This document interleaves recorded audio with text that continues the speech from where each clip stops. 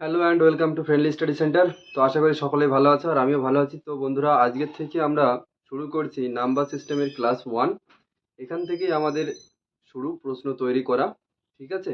তো দেখো, এই প্রশ্ন তৈরি করতে গেলে মানে নাম্বার সিস্টেম হোক কিংবা অন্য কোনো অধ্যায়ের প্রশ্ন তৈরি করতে গেলে আমাদের যেটুকু না জানার দরকার, একদম অঙ্কের বেসিক, যেটা ন্যূনতম থেকে ন্যূনতম বিষয় যেটুকু না জানা দরকার, সেই বিষয় আমি আগের ক্লাসগুলোতে বলেছি।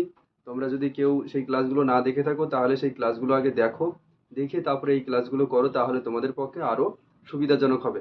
তো আজকে আমরা যেটা নিয়ে কথা বলবো সেটা হচ্ছে নাম্বার সিস্টেমের ক্লাস 1। তো এখানে একদম শুরুর থেকে আমরা শুরু করব, শুরু করে আমরা আস্তে আস্তে অ্যাডভান্স লেভেলের দিকে যাব এবং নিজের প্রস্তুতিটাকে আরো মজবুত করে তুলবো। তো চলো বেশি কথা না বলে আমরা শুরু করি আজকের ক্লাস। ঠিক আছে? তো সবাই খাতা কলম নিয়ে বসে পড়ো আর তৈরি হয়ে যাও। ঠিক আছে? তো দেখো, আজকে আমরা এমসিকিউ করব। ঠিক আছে? এমসিকিউ করব খুব কম সময়ের মধ্যে, যতটা কম সময়ের মধ্যে করা যায়, এবং তার সাথে সাথে শর্টকাটও কিছু জানবো। ব্রডে তো জানবোই, ঠিক আছে, বিষয়টা তো ব্রডে জানবোই, এবং তার সাথে সাথে শর্টকাটে খুব কম সময়ে কি করে অ্যান্সার বের করতে হবে, কি করে যে অপশানগুলো থাকে, 4টে অপশান থাকে, তো 4টে অপশানের মধ্যে কি করে অপশান ছাঁটাই করতে হবে সেটাও আমরা দেখব। ঠিক আছে? তো চলো বেশি কথা না বলে শুরু করা যাক। যে প্রশ্নটা আছে আমি সেই প্রশ্নটা উপরে দিয়ে দিচ্ছি। ঠিক আছে? এবং যে অপশানগুলো থাকছে, দেখো প্রশ্ন আমি লিখতে গেলে অনেক সময় লাগবে, সেজন্য আমি স্ক্রিনের উপরে দিয়ে দিচ্ছি। এবং যার যে অপশানগুলো থাকছে, ঠিক আছে, সেই অপশানগুলো আমি এখানে শুধু ABCD লিখে দেবো। যখন আমরা অপশন ছাঁটাই করব তখন আমি ওই যেটা হবে না সেটা ক্রস দিয়ে কেটে দেবো। ঠিক আছে? এইভাবে একটু তোমরা একটু ম্যানেজ করে নিও, কারণ তোমরা জানো যে আমি প্রথম প্রথম ইউটিউবে ক্লাস নিচ্ছি আর আমার কাছে সেরকম সংসাধন নেই যে আমি প্রপার ভাবে একদম ইয়ে করে করব। ঠিক আছে? তো আমার তরফ থেকে আমি চেষ্টা করছি যতটা ভালো করে তোমাদেরকে গুছিয়ে বুঝিয়ে দেওয়া যায়। ঠিক আছে? তো চলো শুরু করা যাক। দেখো, আজকে যে প্রথম প্রশ্নটা আছে, আমাদের প্রথম প্রশ্নটা দেখো, উপরে প্রশ্নটা আসছে এখানে। তো দেখো, প্রথম প্রশ্ন যেটা আছে বলছে প্রথম 4টি মৌলিক সংখ্যার সমষ্টি কত। ঠিক আছে? তো প্রশ্নটা কি বলছে, প্রথম 4টি মৌলিক সংখ্যার সমষ্টি কত। তো এখানে দেখো অপশন কি কি আছে। অপশন যেটা আছে 10, 11, 16, 17। তো আমাদের প্রথমত কি মৌলিক সংখ্যাগুলো জানতে হবে, আর আমি আগের ক্লাসে দেখো বলে দিয়েছি যে মৌলিক সংখ্যা কোনগুলো হবে, আর আমি এটাও বলেছিলাম যে 1 থেকে 100-র মধ্যে যতগুলো মৌলিক সংখ্যা আছে সবগুলো আমাদের মুখস্থ থাকা চাই।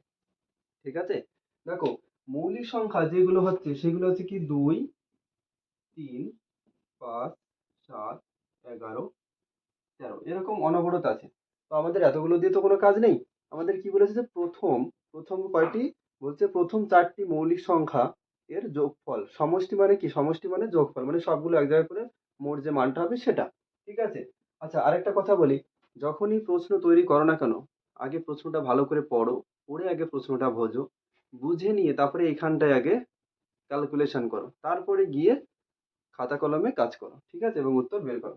দেখো, যেটা যেটা দিয়েছে আমাদের অপশন ই, ডি, 4টে অপশন দিয়েছে। এইখানে আমি অপশন লিখেছি ঠিকই ABCD করে, কিন্তু এখানে অপশন টেস্টে কোনো ব্যাপার হবে না। ঠিক আছে? অপশন টেস্টের ব্যাপারগুলো একটু অন্যরকম হয়। ঠিক আছে? দেখো, এইখানে যেটা অপশন এতে আছে বলছে 10, 11, 16, এবং তারপরে বলছে যে 17। তো 4টে সমষ্টি কি হবে, মানে যোগফল, প্রথম 4টে মৌলিক সংখ্যা। তো এখানে প্রথম 4টে মৌলিক সংখ্যা দেখো কি কি আছে। এখানে 2, 3, 5, 7। তো এই 2 আর দেখো এই তাহলে এই কটা মিলে 4টে হয়ে গেল, প্রথম 4টে মৌলিক সংখ্যা হয়ে গেল। ঠিক আছে? তো এখানে 2 আর 3 যোগ করলে হতো 5, 5 আর 5 10, 10 আর 7 কত হচ্ছে 17। তাহলে আমাদের এই ক্ষেত্রে অ্যান্সার কত হবে? আমাদের অ্যান্সার হবে 17। অপশন কত আছে? দেখো অপশন ডি তে আছে। ঠিক আছে? তাহলে আমাদের অপশন ডি হবে উত্তর। বোঝা গেল? ঠিক আছে? এবার পরবর্তী প্রশ্নটায় আমরা যাই। ঠিক আছে? একদম বেসিক থেকে শুরু করব, অ্যাডভান্স লেভেল অবধি যাব, শুধু একটু ধৈর্য ধরে করতে হবে তোমাদের। ঠিক আছে? দেখো, 2 নম্বর প্রশ্ন যেটা আছে সেই প্রশ্নটায় কি বলছে, বলছে কি যে 4 অঙ্কের বৃহত্তম এবং 3 অঙ্কের ক্ষুদ্রতম সংখ্যা দুটির পার্থক্য। পার্থক্য মানে কি? পার্থক্য মানে হচ্ছে বিয়োগফল। এবার তার থেকেও বড় কথা আছে 4 অঙ্কের বলছে না, এবং কয় অঙ্কের বলছে? 4 অঙ্কের বলছে এবং 3 অঙ্কের বলছে। ঠিক আছে? এবার দেখো অঙ্ক কোনগুলো বলি আমরা। অঙ্ক তো বলে থাকি 0 থেকে শুরু করে 9 অবধি। টোটাল কটা? টোটাল আছে আমাদের 10টা অঙ্ক আছে। ঠিক আছে? এই 10টা অঙ্ক দিয়ে আমাদের সংখ্যা তৈরি হয়, যেটা আমি একদম ফার্স্ট ক্লাসে বলেছিলাম। ঠিক আছে? তো দেখো বলছে 4 অঙ্কের বৃহত্তম। এবার যখন বৃহত্তম সংখ্যা তৈরি করতে হবে কয় অঙ্ক দিয়ে? 4 অঙ্ক দিয়ে। তাহলে দেখো যখন আমরা 0 থেকে শুরু করে, ঠিক আছে, 0 থেকে শুরু করে আমরা যখন এই 9 অব্দি লিখছি, তা এর মধ্যে সবথেকে বড় অঙ্কটা কে? সবথেকে বড় অঙ্কটা দেখো 9। তাহলে এই 9 কে দিয়ে আমরা একটা বৃহত্তম সংখ্যা বানাবো এবং 4 অঙ্কের হতে হবে সেটা। ঠিক আছে? তাহলে আমরা কি করব? 9 যেটা আছে না সেটা 4 বার লিখব। ঠিক আছে? এবার দেখো তাহলে 1 2 3 4। দেখো 4 জনা 4টা অঙ্ক হয়ে গেল। আর দেখো 9 তো একটা অঙ্ক, এখানে এ 9 একটা অঙ্ক, এটা একটা অঙ্ক, এটা একটা অঙ্ক, এটা একটা অঙ্ক। তাহলে 4টে অঙ্ক হয়ে গেল কিনা? ঠিক আছে? তাহলে দেখো আমাদের 4 অঙ্কের যে বৃহত্তম মানে কি বড় সংখ্যাটা সেটা আমরা পেয়ে গেলাম। ঠিক আছে? এবং বলছে 3 অঙ্কের ক্ষুদ্রতম। এবার 3 অঙ্কের ক্ষুদ্রতম যদি তৈরি করতে হয় তখন কি করব? দেখব এই 0 থেকে আমরা যখন লিখেছি, ঠিক আছে? 0 থেকে আমরা যখন লিখেছি 9 অব্দি, তার মধ্যে সবথেকে ছোটকে, দেখো সবথেকে ছোট যদি বলে থাকি তাহলে তো 0, তাই তো? কিন্তু যদি আমার 3 অঙ্কের ক্ষুদ্রতম বানাতে হয় তাহলে যদি কেউ যদি এইভাবে লেখে যে 0 0 0, ঠিক আছে? তাহলে কিন্তু এটা হবে না। ঠিক আছে? ওরা বলছে যে 3 অঙ্কের সংখ্যা। তো এটা কি? এটা সেই সংখ্যা হলো না, শুধু অঙ্কেরই ঘরের মধ্যেই পড়ে গেল। ঠিক আছে? সংখ্যা কিরকম হবে?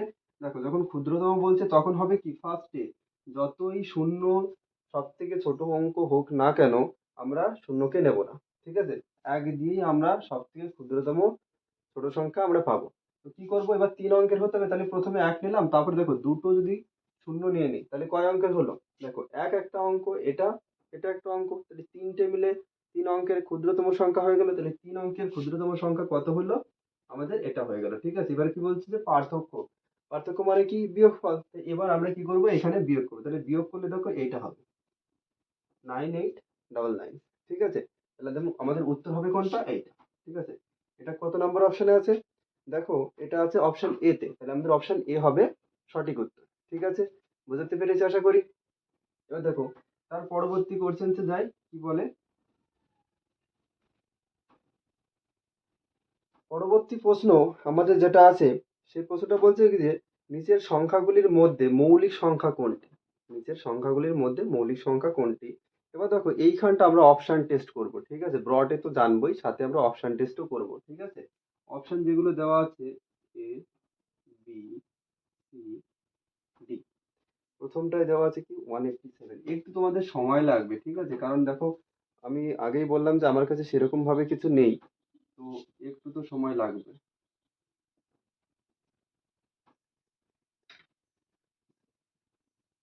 দেখো এবার বলছে কি যে নিচের সংখ্যাগুলির মধ্যে মৌলিক সংখ্যা কোনটি? ঠিক আছে? এবার এইখানে মৌলিক সংখ্যা যদি দেখতে হয় আমরা অপশন ছাঁটাই করবো। প্রথমে একটু বড়হাটে দেখি। ঠিক আছে? দেখো মৌলিক সংখ্যা বের করতে গেলে এমন সংখ্যা হয় যে সংখ্যা শুধুমাত্র নিজের দ্বারা এবং এক দ্বারা ভাগ হয়। ঠিক আছে?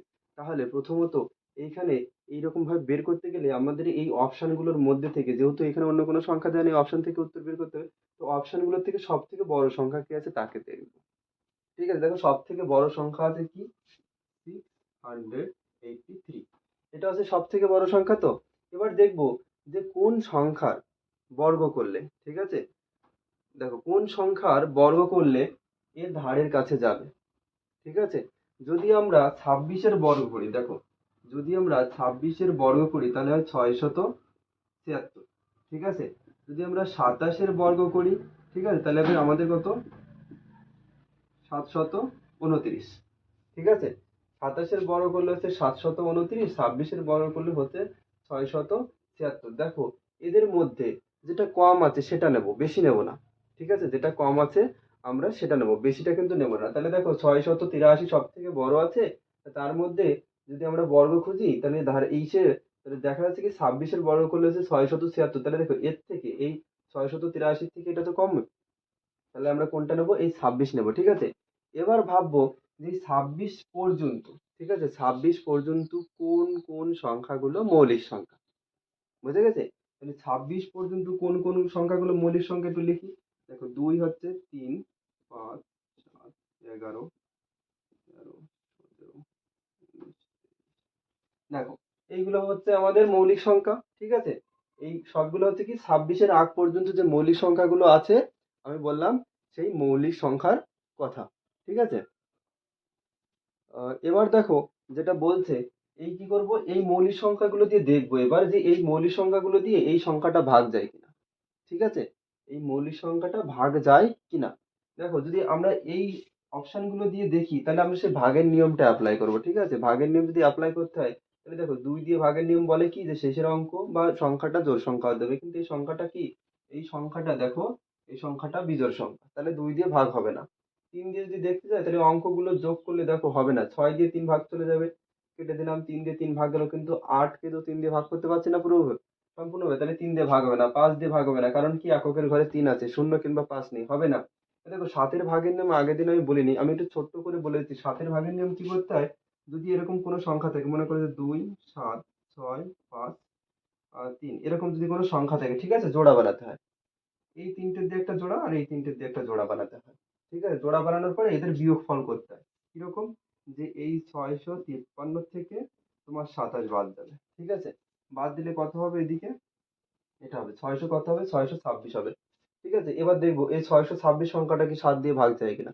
যদি ভাগ যায় তাহলে পুরো সংখ্যা 26 দিয়ে ভাগ যাবে। এটা হচ্ছে 7-এর ভাগের নিয়ম, যেটা আমি ভাগের নিয়মের ক্লাসে আমি বলিনি, কারণ এটা একটু অনেকটা পেঁচালো মতো, ওই জন্য আমি বলিনি। দেখো যদি আমি 7 দিয়ে তুমি শর্টকাটে ভাগ করে নেই, দেখো 7 দিয়ে সংখ্যাটা কিন্তু ভাগ যাবে না।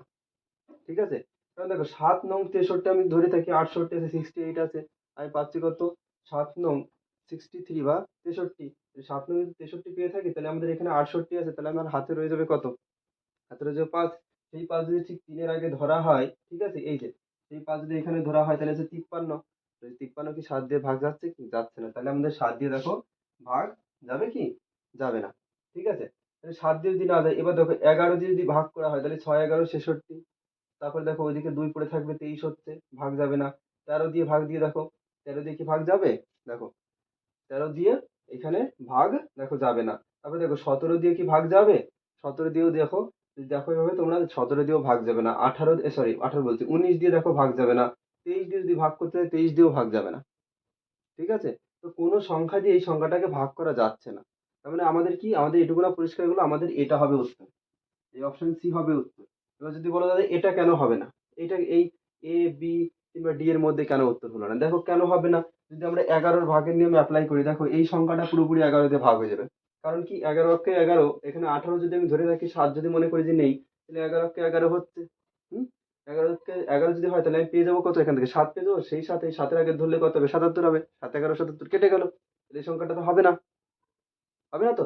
এবার দেখো এই সংখ্যাটা 3 দিয়ে ভাগ হয়ে যায়, 7 আর 2 কত হচ্ছে, 9, 9 আর 3 কত হচ্ছে, 12 হচ্ছে। দেখো 12 হচ্ছে মানে কি, 3-এর তো ইয়ে হচ্ছে, তো 3 দিয়ে তো ভাগ হয়ে যাচ্ছে, 12, তার মানে এই পুরো সংখ্যাটা 3 দিয়ে ভাগ হয়ে যাবে। এটা কেন ভাগ হবে না, এটা দেখো 13-র ইয়ে, 7 কত হয়, 91 হয়। ঠিক আছে, তো এখানে এই 13 দিয়ে ভাগ হয়ে গেল, তাহলে দেখো সর্বশেষ ভাগ হচ্ছে না কোনটা, 683 সংখ্যাটা ভাগ হচ্ছে না, তাহলে আমাদের উত্তর কোনটা হবে, 683। বুঝাতে পেরেছি। শর্ট ট্রিক্স যখন আমরা যখন অপশন ছাঁটাই করব তখন আমরা এইভাবে ছাঁটাই করব, যে এই সংখ্যাটা তো 11 দিয়ে ভাগ হয়ে গেল, এটা তো 3 দিয়ে ভাগ হয়ে গেল, এটা তো 13 দিয়ে ভাগ হলো, তাহলে ভাগ হলো না কোনটা, এইটা। আর আমরা কি জানি যে মৌলিক সংখ্যা শুধুমাত্র এক দ্বারা আর নিজেকে নিজের দ্বারা ভাগ হয়, অন্য কোনো সংখ্যা দিয়ে ভাগ হয় না, এটাই তো জানি। তো সেদিক থেকে আমরা উত্তর এইটা বেছে নেব। ঠিক আছে, আশা করি বোঝাতে পেরেছি। তার পরের প্রশ্ন যাই আমরা, ঠিক আছে। আর তোমাদের যদি কোথাও বুঝতে সমস্যা হয় তাহলে আমাকে অবশ্যই জানিও কমেন্ট বক্সে, ঠিক আছে, আমি চেষ্টা করবো আরো ভালোভাবে বুঝিয়ে দেওয়ার। এবার দেখো, তারপরে যে প্রশ্নটা আছে আমাদের, আহ 4 নাম্বার প্রশ্ন। দেখো 4 নাম্বার প্রশ্নটা সেম টু সেম আছে। ঠিক আছে, 4 নাম্বার প্রশ্নটা কি বলছে, বলছে নিচের সংখ্যাগুলির মধ্যে কোনটি মৌলিক। ঠিক আছে, নিচের সংখ্যাগুলির মধ্যে বলছে কোনটি মৌলিক, option A B C D দেওয়া আছে। ঠিক আছে, এ বি সি ডি, এখানে যা কিছু দেওয়া আছে, 823, 343, এদিকে আছে 221, 221, দেখো এই অপশনগুলো আছে, তো এই অপশনগুলো আমরা অপশন ছাঁটাই করে এবার আমরা উত্তর বের করব। ঠিক আছে, এই প্রশ্নটা দেখো, যদি আমরা অপশন ছাঁটাই করে উত্তর বের করতে যাই তাহলে দেখো এই যে এইটা অপশন, এটা দেখলেই বোঝা যায়। যদি তোমরা কেউ স্কোয়ার রুট আর কিউব রুট মুখস্থ করে থাকো তাহলে এটা দেখলেই বুঝতে পারবে যে এই সংখ্যাটা কোনোদিন মৌলিক সংখ্যা হবে না, কারণ কি, এটা হচ্ছে 7-এর কিউব। ঠিক আছে, এটা হচ্ছে 7-এর কিউব, এটা আমাদের উত্তর হবে না। বোঝা গেল, এটা হচ্ছে কি আমাদের 7-এর কিউব, ওটা আমাদের উত্তর হবে না। তবে দেখো এই সংখ্যাটা দেখলেও বোঝা যাচ্ছে যে 143 11 দিয়ে ভাগ চলে যাবে, ভাগ করে দেখো 143 11 দিয়ে ভাগ চলে যাবে। ঠিক আছে, এবার গিয়ে যদি আমরা এইটা দেখি, ঠিক আছে, এই দেখো এই 823 যদি দেখি, তাহলে 823 কত দিয়ে ভাগ হতে পারে সেটা একটু ভাবি। ঠিক আছে, তো 823 দেখো তোমার হচ্ছে ভাগ যাবে কি না, 823 কোনো সংখ্যা দিয়ে ভাগ যাবে না, কিন্তু এই 221 যে আছে, 221 সংখ্যাটা ভাগ হয়ে যাবে। ঠিক আছে, 221 সংখ্যা, 221 তো সব, হ্যাঁ 221 যে সংখ্যাটা আছে, এই 221 সংখ্যাটা সম্পূর্ণরূপে ভাগ চলে যাবে। একটু ভালো করে দেখো, এই 221 সংখ্যাটাও ভাগ চলে যাবে, একটু ভাগের নিয়মটা অ্যাপ্লাই করে দেখো। কিন্তু এই 823 সংখ্যাটা দেখো কোনো সংখ্যা দিয়ে ভাগ হবে না, তো শুধুমাত্র 1 দিয়ে এবং 823 দিয়ে ভাগ হবে, অন্য কোনো সংখ্যা দিয়ে কিন্তু ভাগ হবে না। তো সেই ক্ষেত্রে আমাদের দেখো অপশন ছাঁটাই করে আমরা উত্তর বের করে নিতে পারলাম যে এখানে কত হবে, 823 হবে আমাদের উত্তর। বুঝতে পেরেছি আশা করি। ঠিক আছে, তারপরের প্রশ্নটা দেখি। তারপরের প্রশ্ন যেটা বলছে, দেখো তারপরের প্রশ্নটা তারপরের প্রশ্নটা বলছে যে নিচের সংখ্যাগুলির মধ্যে পরস্পর মৌলিক কোন দুটি। ঠিক আছে, দেখো এইখানে অপশন যেগুলো দেওয়া আছে, সেই অপশনগুলোর মধ্যে দুটো করে সংখ্যা লেখা আছে। ঠিক আছে, দুটো করে সংখ্যা লেখা আছে, যেটা সেটা হচ্ছে এ বি সি। দেখো যেটা লেখা আছে সেটা হচ্ছে 101 এবং 37। একটা আছে তোমার 187।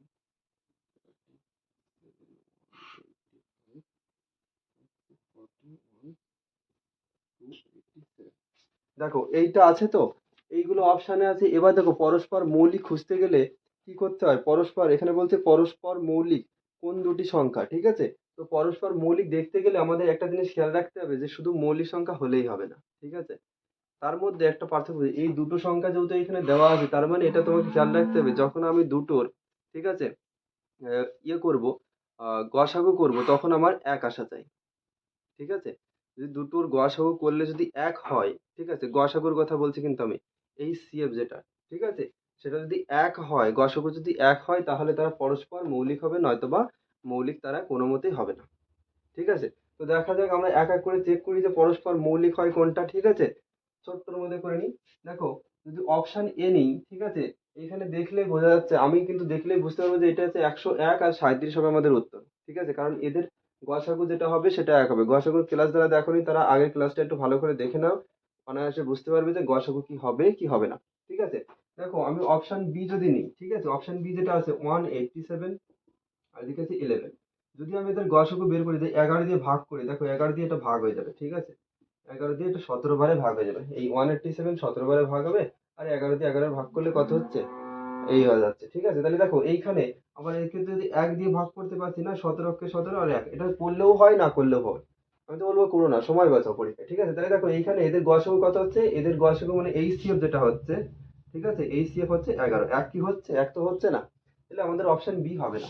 ঠিক আছে, এরকম ভাবে প্রতিটা অপশন তোমরা দেখো, এখানে কোনোটারই গসাগু মানে দুটোরই গসাগু আমাদের, মানে দুটো সংখ্যার গসাগু আমাদের কি হবে না, এক হবে না। শুধুমাত্র এই 101 এবং 37 এমন একটা সংখ্যা হবে যে সংখ্যার গসাগু হবে আমাদের এক। তো সেই দিক থেকে আমাদের উত্তর হবে কোনটা, এইটা। ঠিক আছে, দেখো আমি একটু সময় কম নিয়ে অঙ্কগুলো বোঝানোর জন্য আমি এইগুলো করছি না। ঠিক আছে, এইগুলো করলে পরে আরো অনেকটা সময় লেগে যাবে। তো তোমরা একটু দেখে নাও যে এইগুলো একটাও ভাগ যাবে না, মানে এদের গসাগু একটারও এক হবে না। যেহেতু আমি গসাগুর ক্লাস আগে নিয়েছি, সেটা একটু দেখে নাও, দেখে ভালো করে বুঝে নাও গসাগুর ব্যাপারটা, তাহলে বুঝতে পারবে। ঠিক আছে, গেল এটা। তারপরের প্রশ্নটা দেখা যাক কি বলে। তারপরে যে প্রশ্নটা আছে সেটা হচ্ছে, বলছে কি যে, বলছে কি যে 15015 মানে 15,015 এর মৌলিক উৎপাদকগুলি কত। তো 15,015 যেটা বলছে না, তো 15,015 যেটা বলছে এর মৌলিক উৎপাদক কত। মৌলিক উৎপাদকের কথাটা আগে আগের ক্লাসে বলেছি, একটু দেখে নেবে। দেখো মৌলিক উৎপাদক করতে গেলে কি করতে হয়, এই সংখ্যাটাকে ছোট ছোট পার্টে গুণিতকে, ঠিক আছে, ভাগ করতে হয়। ঠিক আছে, ছোট ছোট অংশে। কি রকম, দেখো প্রথমে দেখবো যে কোন মৌলিক সংখ্যা দিয়ে প্রথমত একে ভাগ করতে পারবো। ঠিক আছে, তোমাদের নজরে যেটা আগে মনে হয় যে এই সংখ্যা দিয়ে টক করে ভাগ চলে যাবে, সেটা দিয়ে দেওয়া গেছে, তাতে কোনো সমস্যা নেই। আমি যেহেতু দেখলাম যে এখানে লাস্টে 5 আছে, আমার এটা কোনো মনে হয়েছে কিন্তু এটা 5 দিয়েও ভাগ হবে, আবার এটা 3 দিয়েও ভাগ হবে। কেন, দেখো 5 আর 1 6, তাহলে 6 ভাগ হয়ে যাবে 3 দিয়ে। বাদ দাও, 5 আর 1 6, তাহলে 6 ভাগ হচ্ছে 3 দিয়ে। তার মানে কি পুরো সংখ্যাটা যেহেতু তোমার এই অঙ্কগুলোর যোগফল যেহেতু 3 দিয়ে ভাগ হয়ে গেল, তাহলে পুরো সংখ্যাটা 3 দিয়ে ভাগ হয়ে যাবে। তো সেই ক্ষেত্রে আমি জানলাম কি যে এটাই এই 1515 আমার 3 দিয়ে ভাগ হয়ে যাবে। কিরকম দেখো, 3 5 15, এইখানে তোমার 0 0 আর 3 5 15, তাই দেখো 3 দিয়ে যখন 15,000 কে আমরা ভাগ করছি, ঠিক আছে, তখন কি দাঁড়াচ্ছে যে 5005। এবার একে আমরা দেখো 5 দিয়ে ভাগ করতে পারি, 5 হচ্ছে 5, 0 0 1, ঠিক আছে, বোঝা গেল আমি কি বললাম। এবার দেখো একে আবার 11 দিয়ে ভাগ করতে পারি, ঠিক আছে, 11 দিয়ে ভাগ করতে পারি, আবার 7 দিয়ে, 7 দিয়েও ভাগ করতে পারি। দেখো 7 দিয়ে যদি ভাগ করি আমরা, 7 হচ্ছে 7, তোমার হচ্ছে এখানে দেখো 7 হচ্ছে 7 দিয়ে 10 এ ভাগ করলাম, তাহলে আমাদের রয়ে গেল কত, 3 3 এখানে ধরলে হলো কত, 30। ভাবো যে এইটুকু না নাই, ঠিক আছে, শুধু কি আছে, 30 আছে, এরকম ভাবে ভাবো, ঠিক আছে। তাহলে হচ্ছে 4 7 28, এদিকে 2 আছে। এবার ভাবো কি যে এই 2 আর নাই, এই 100 মধ্যে নাই, শুধু এখানে 2 আর 1 আছে, মানে 21 আছে, ঠিক আছে, এরকম ভাবো যে 21 আছে শুধু, তাহলে 21 দিয়ে কতবারে ভাগ করতে পারবো, মানে 21 কতবারে ভাগ করতে পারবো, 3 বারে, তাহলে হবে 3 7 21। এইভাবে তোমরা ভাগ করে নিতে পারো শর্টকাটে। আর যদি ভাগ নিয়ে কারো সমস্যা থাকে কিংবা গুণ শর্টকাটে করার যদি কারো সমস্যা হয়ে থাকে, আমাকে জানিও কমেন্টে, আমি আলাদা করে একটা ক্লাস নিয়ে বলে দেবো। এবার দেখো এই সংখ্যাটা আবার 11 দিয়ে ভাগ যাবে, ঠিক আছে, 11 আর দিকে 3। এবার দেখো 13 কে তুমি আবার 13 দিয়ে ভাগ করতে পারো, ঠিক আছে, তাহলে কত হবে, 1 হবে। তাহলে দেখো এই ছোট ছোট অংশ ভেঙে গেল না, তাহলে আমরা এই 1000, সরি 15,015 যেটা আছে একে আমরা লিখতে পারি কিরকম, যে এই 15,015 কে আমরা লিখতে পারি 3 গুণ 5 গুণ 7 গুণ 11 গুণ 13। এবার তুমি 1 লিখলেও হবে, না লিখলেও হবে, কারণ সব সংখ্যায় তুমি মানে যে কোনো সংখ্যার সাথে যদি তুমি 1 গুণ করে থাকো সেটাই হবে, ঠিক আছে, তো সেই দিক থেকে তুমি লিখলেও পারো, না লিখলেও পারো। তাহলে দেখো আমাদের কি হচ্ছে, উৎপাদকটা হচ্ছে 3 5 7 11 13। তাহলে আমাদের এটা অপশন কত আছে, দেখো 3 5 7 11 13, সেটা হচ্ছে অপশন ডি তে। তাহলে আমাদের উত্তর হবে কত, অপশন ডি। বোঝা গেছে, আশা করি কোনো সমস্যা নেই এটাতে, ঠিক আছে। এবার দেখো তারপরে প্রশ্নে যাই।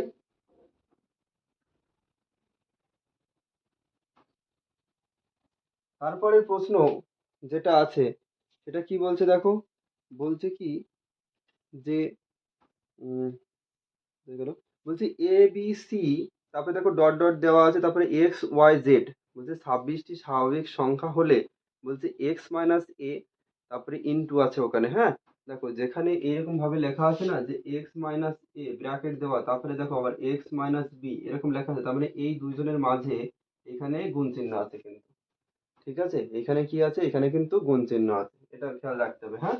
তো এরকম যেখানে দেওয়া আছে, তারপরে কি বলছে যে এক্স মাইনাস বি, তারপরে এক্স মাইনাস সি, তারপরে ডট ডট দিয়ে এইভাবে গেছে কোন অবধি, বলছে কি যে x minus y x minus z, তাহলে বলছে এর মান কত হবে, এটা দেখে বলে দেবে যে এর মান 0 হবে, ঠিক আছে, কেন হবে সেটাও বলছি। দেখো যেহেতু বলছে 26টি স্বাভাবিক সংখ্যা এখানে, ঠিক আছে, তো আমরা এ বি সি ডি যখন লিখি, এরপরে বি সি, ঠিক আছে, এইভাবে লিখতে লিখতে লিখতে লিখতে আমরা কি যাই, এক্স ওয়াই আর জেড, আমরা এই অবধি যাই। তো তো দেখো এ ফার্স্টে থাকে বলে আমরা এর ভ্যালু 1 বলতে পারি, ঠিক আছে, বি দ্বিতীয় নম্বরে তাই 2, সি তৃতীয় নম্বরে তাই 3, ঠিক আছে। এইভাবে যদি দেখা যায়, এইটা হচ্ছে 24, এই 25 আর এটা হবে 26, ঠিক আছে, এইভাবে আমরা নাম্বারিং করতে পারি। এখানে যেটা যে অঙ্কটা বলেছে এটা এইভাবেই হবে, ঠিক আছে। তারপরে দেখো বলছি কি যে প্রথমে যে অঙ্কের যে সমাধানটা বের করতে হবে সেটা বলছি কি যে বলছি এক্স মাইনাস ওয়ান, তাহলে এক্স এর ভ্যালু দেখো কত এখানে, 24। তাহলে প্রথমে যেটা আছে আমাদের যে বলছে এক্স মাইনাস এ, তারপরে ইনটু দিয়ে বলছে এক্স মাইনাস বি, তারপরে বলছে এক্স মাইনাস সি, তাই তো, এরকম করতে করতে কোথায় গেছে, তখন গিয়ে কোনো এক সময় গিয়ে দেখবে যে এক্স মাইনাস এক্স, তারপরে দেখবে এক্স মাইনাস ওয়াই, তারপরে গিয়ে দেখবে যে এক্স মাইনাস জেড। যদি আমি এভাবে লিখতে থাকি, এক্স এর থেকে প্রথমে এ, তারপরে বি, তারপরে সি, তারপরে ডি, এভাবে লিখতে লিখতে যদি আমি যাই, তাহলে দেখো কোথাও না কোথাও গিয়ে আমি তো এটাও লিখবো যে x minus x, x minus y, x minus z, কোথাও না কোথাও গিয়ে তো লিখবো, তাই না।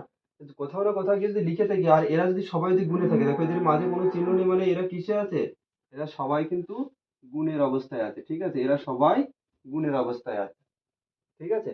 এবার দেখো এটা বোঝা গেল, আশা করি কোনো সমস্যা নেই। তাহলে আমরা এইগুলো কি লিখতে পারি যে এক্স এর ভ্যালু কত, ওই দেখো এক্স এর ভ্যালু 24, তাহলে আমরা এখানে লিখতে পারি যে 24 মাইনাস ওয়ান, তারপরে কি গুণে 24 মাইনাস টু, তারপরে গুণ দিয়ে 24 মাইনাস থ্রি।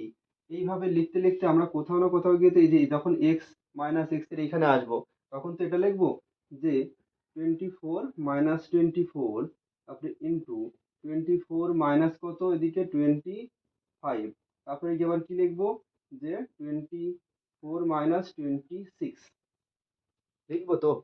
আচ্ছা এই মাঝে লিখিনি, এরকম ডট ডট মানে লিখতে লিখতে যখন যদি যাই তাহলে কোথাও না কোথাও গিয়ে তো আমরা এভাবে লিখবো যে 24 - 24, কারণ তো এখানে এক্স মাইনাস এক্স তো লিখতাম, তাই না? তাহলে দেখো এইখানে গিয়ে লিখছি, তাহলে দেখো এইখানটা দেখবো, হ্যাঁ এইখানটা দেখবো, বাকি কিচ্ছু দেখার দরকার নেই, যা থাকে থাক। ঠিক আছে, দেখো এইখানে যদি দেখি তাহলে এইটুকুনার ভ্যালু কত পাচ্ছি, এই অংশটা, এই অংশটা বলতে যে এই অংশ এইখান থেকে আসলো, এইখান থেকে এইটুকুনা আসলো। এবার দেখো এক্স মাইনাস এক্স এর থেকে আসলো 24 - 24, তাহলে 24 থেকে 24 যদি মাইনাস করা হয় তাহলে কত হবে, আমাদের জিরো হবে কিনা, জিরো পাবো তো, এইটুকুনার ভ্যালু জিরো পাবো তো। এবার দেখো জিরোর সাথে বা শূন্যর সাথে আমরা যে কোনো সংখ্যায় গুণ করি না কেন কত পাবো আমরা, যে কোনো সংখ্যায় গুণ করলে আমরা কত পাবো, শূন্যই পাবো। তাহলে আমাদের উত্তর হবে কি, তাহলে আমাদের উত্তর যেটা হবে শূন্য, তাহলে আমাদের অ্যান্সার কত হবে, শূন্য, ব্যাস মিটে গেল ঝামেলা। বুঝাতে পেরেছি? আশা করি এই প্রশ্নটায় কারোর কোনো সমস্যা নেই। ঠিক আছে, আর হ্যাঁ, প্রশ্ন তোমরা যখন এগুলো করো তখন প্রপার একটা খাতা কেনো, ঠিক আছে, খাতা কিনে প্রশ্নগুলো নোট করো, প্রশ্নগুলো নোট করে তারপরে এই অঙ্ক সলিউশনটা তোমার মতন করে সাজিয়ে গুছিয়ে লিখে নাও, ঠিক আছে। আর আমি যে অঙ্কগুলো করাবো সেই অঙ্কগুলো হয়তো বা কোনো পরীক্ষা এসেছে কিংবা আসার মতো সে ধরনের অঙ্কই করাবো, বাকি অন্যান্য অঙ্ক আমরা করবো না, ঠিক আছে।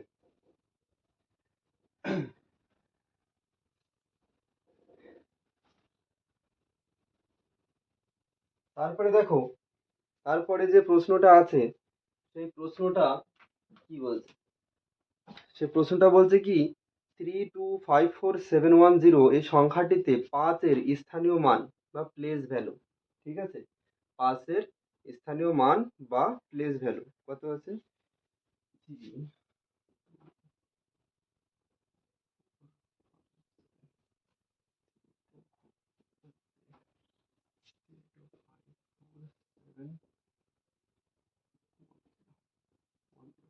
দেখো এই সংখ্যাটায় বলছে যে 5-এর প্লেস ভ্যালু কত, ঠিক আছে। আচ্ছা প্লেস ভ্যালু মানে সেই স্থানীয় মান বলি, আবার স্থানীয় মান বলে আমরা প্লেস ভ্যালু হিসেবেই জানি।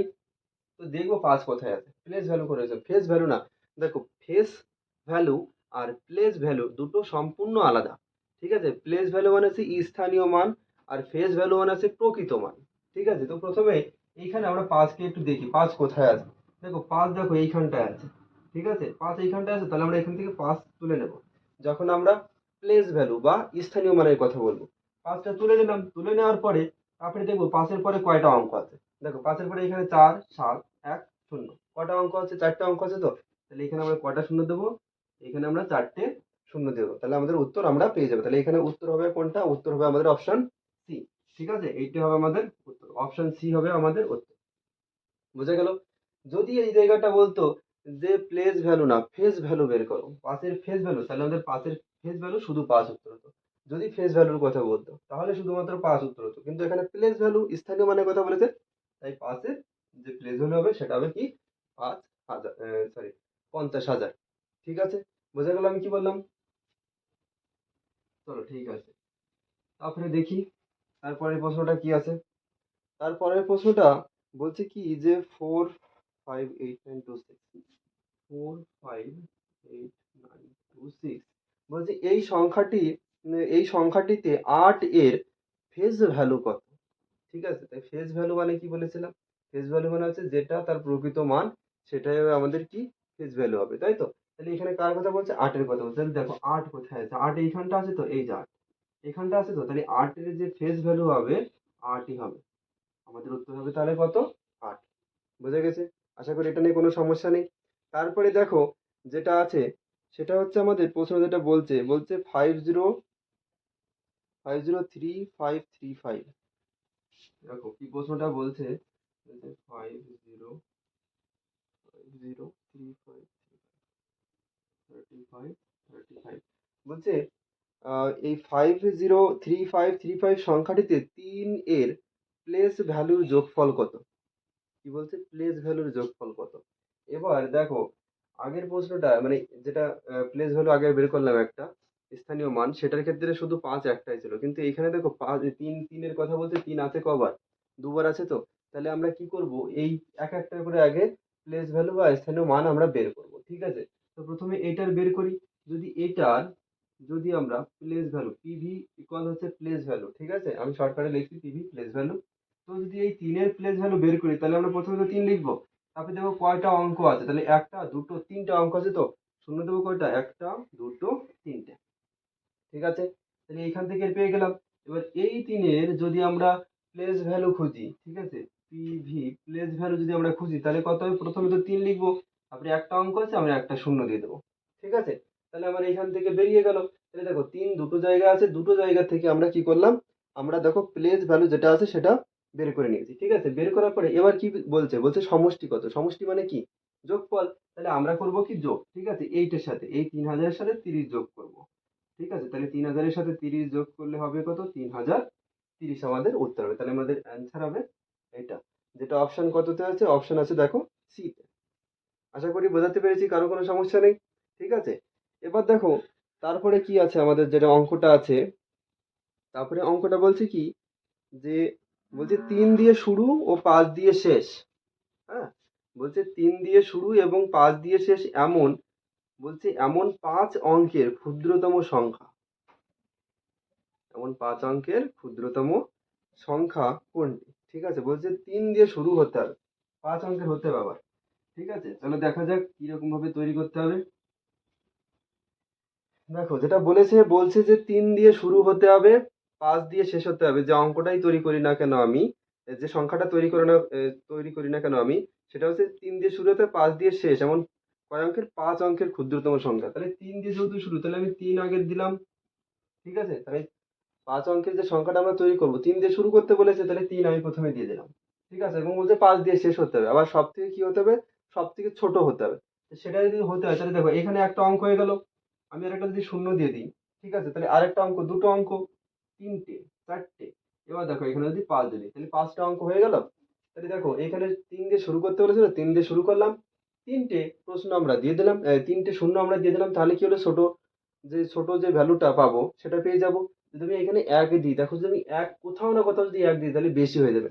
সাপোজ যদি আমি এখানে এক দিয়ে দিতাম, ঠিক আছে, যদি আমি এইভাবে লিখতাম 1 5, তাহলে দেখো এখানে 30,005 আছে আর এখানে 30,000, 15 হয়ে যেত।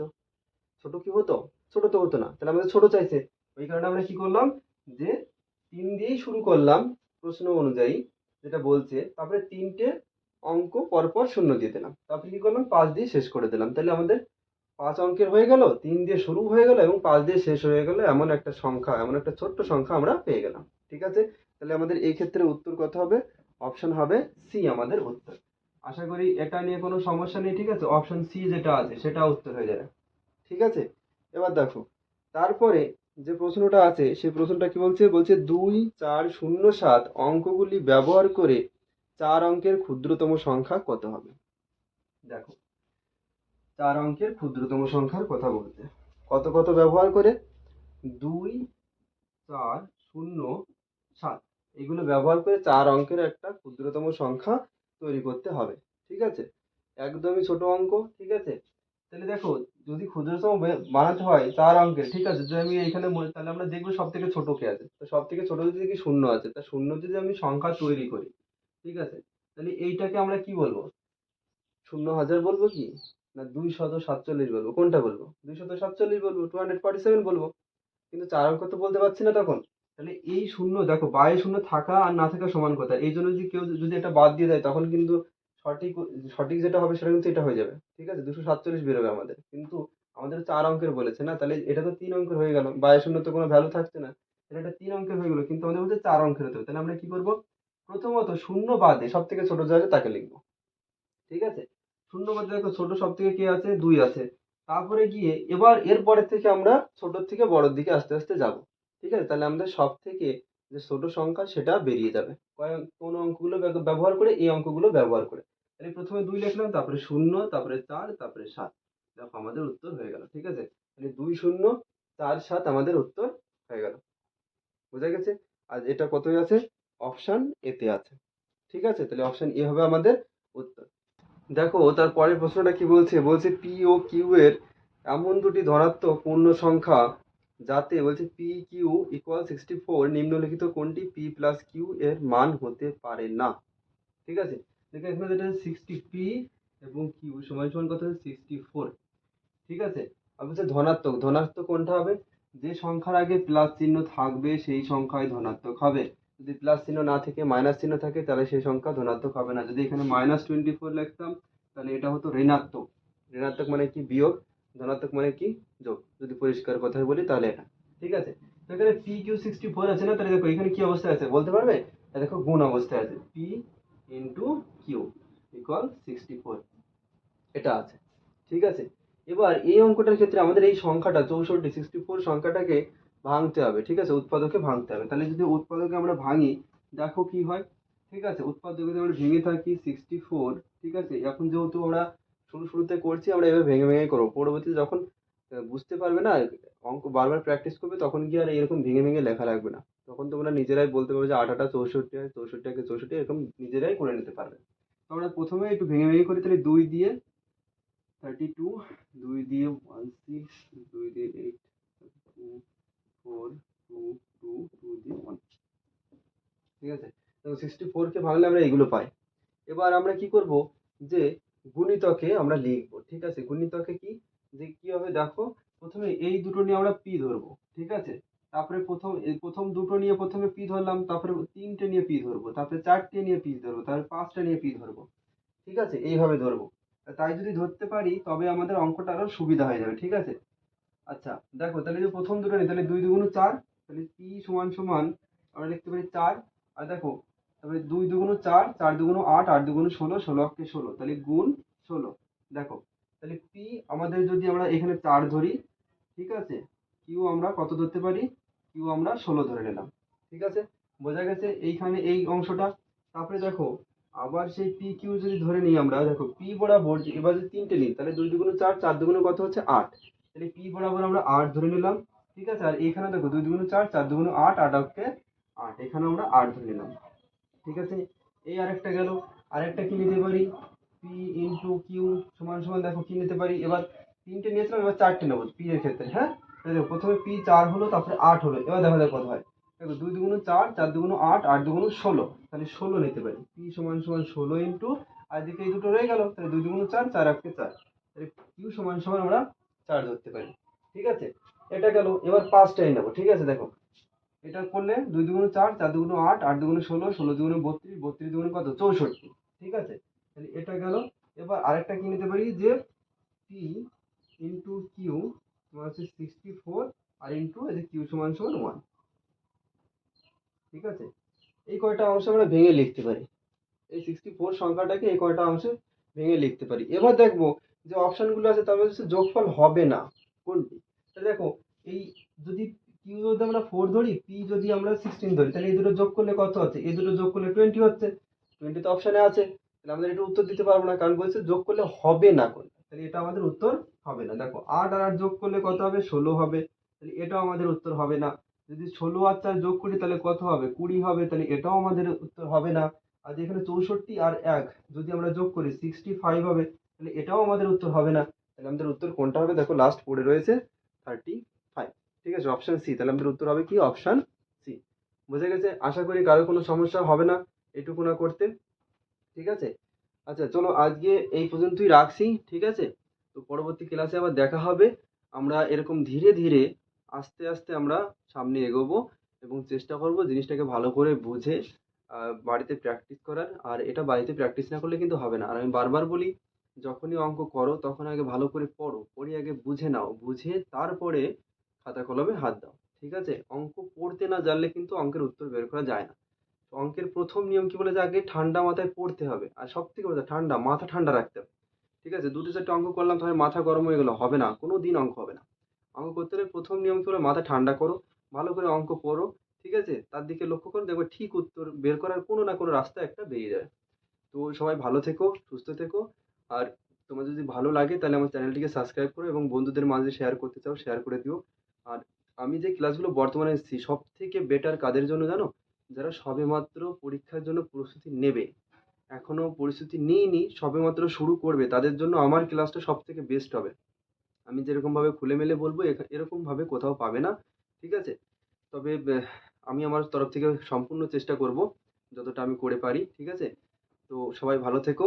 আর যদি পারো, যেটা বললাম, সাবস্ক্রাইব করে দিও আমার চ্যানেলটিকে। আর ফেসবুকে থেকে দেখলে ফলো করে দিও। তো জয় হিন্দ, জয় ভারত।